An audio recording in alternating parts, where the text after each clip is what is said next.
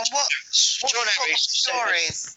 John, hang on, let me get to this first. John Harris has said to me, Dan, that apparently in some nightclub somewhere, I've seen some secret door open or something, right? And she went, oh, yeah, you know where that was? That was when we was in Brown's and we went up and we was in the geezer's office. Do you remember? And then he hit a button and the wall moved and we went upstairs again. And I went, oh, yeah. Now, the reason I couldn't remember that, I would never have remembered that. But it was the secret door. I remember being bewildered with this, oh, mate, that's brilliant. I've always liked a fireplace that turned round.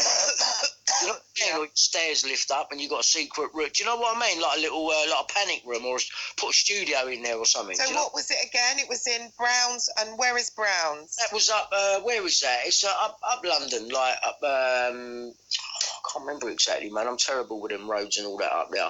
Brown's nightclub. If you Google Brian Harvey, Daniela Westbrook, go to images, and the first one that comes up on the top left, you'll see her standing outside the front door on that very night. I've got like a brown V-neck woolly jumper on with my cap backwards, and you'll see the Brown's logo of the door, the nightclub behind us, so it'll all be there. But that was the night, right? That was the night. And so it's funny that there's a picture there, because I'm trying to have it help me remember where I was at then, and I can't remember back that far. I can't.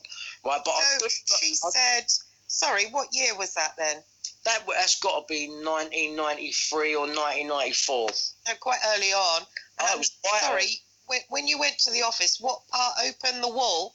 I remember the desk was sort of, you could walk round the back of the desk, so your back would be to the back of the wall and the desk was in front, and it was behind the desk to the right, I think. And that moved, and we went up some stairs. Right. And at the top of the stairs, there was a curtain over the door. And the guys sort of opened the door for us, pulled the curtain back, and Danny's walked through with me holding her hand. And it's like we've had to walk sort of 3 or 4 metres to go through this room, which goes out into a corridor with more rooms off of it, right? And it was all red. The floor was red, the walls were red, the lighting was red, closed red lighting, like them little IKEA red lamps. It was red. And we've had to cut through this room to get to the red corridor. And as we've cut through this room, I've sort of turned, holding Danny's hand and got my head down like, sorry, you know what I mean, one of them. And I've looked to the left and I've clocked this knee, which I thought was this woman's knee.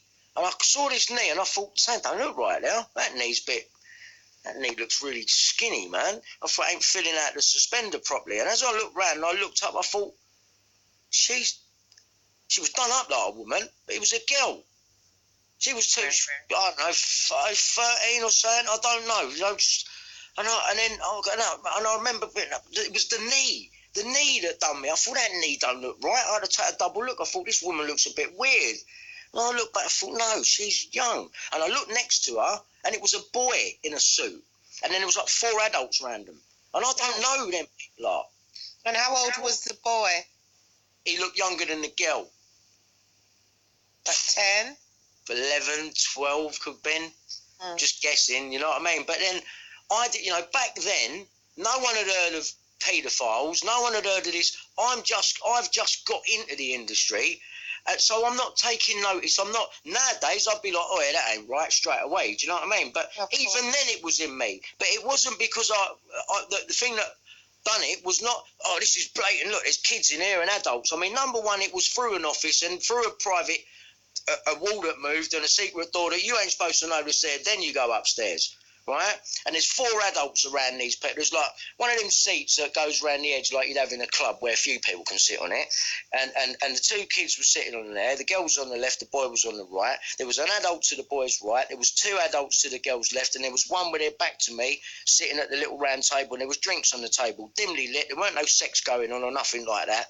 But it was the knee. And I thought, the knee don't look right. And when I took a second glance, she was young. Probably about 13, and the boy probably about 11, 12, something like that. I can sort of see his face in my head now when I picture. Would Danielle know more about it, or she'll I don't know. She may know more about it, because the only reason I ended up in that club is because she dragged me around now. And then when you look at the story that was in the paper about the Red Rooms, it says that the place got raided and there was a geezer upstairs selling drugs from the toilet.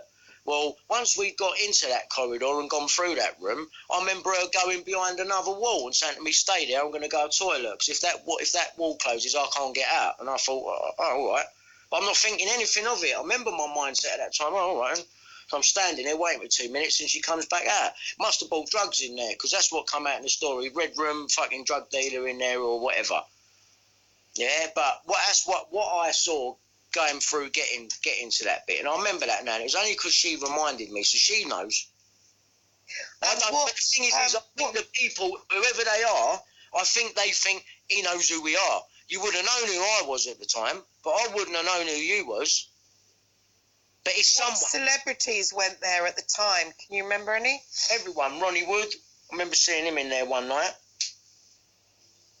Can you remember any that used the rooms, the secret rooms? Oh, no. From what I could see, it was empty, them rooms, but there was beds, rooms left, right, off this corridor. And but I've not seen any sex or anything like that going on, but it was the knee that done me. And what John Harris is talking about, he's gone and you questioned it. And when I think back, I've gone to the geezer, once we've come through the room and we've got into the corridor, and obviously he's in front because he's taking the lead, so we're following him. And I've gone, wait, mate, that's not right, is it? Saying that because I was just trying to get onto the mate, the knee. Do you see that knee? That knee didn't look right. So that's how naive I am. Right, it's that knee, and I remember going, "Oh no, you're right," and we were still walking, so it was like the option wasn't there. But the fact that I'd even said that, how did John Harris know about it? And why is he dead now? Yeah, and people don't think my life's in danger. But whoever, listen, I'll tell you now straight, whoever these people were, whoever it is that I've seen when I've gone through that room, I don't know who you are. I never saw you. I just remember seeing that knee and then looking up and going, "Oh, she's not old. Hang on, that's weird, isn't it?" And then the boy.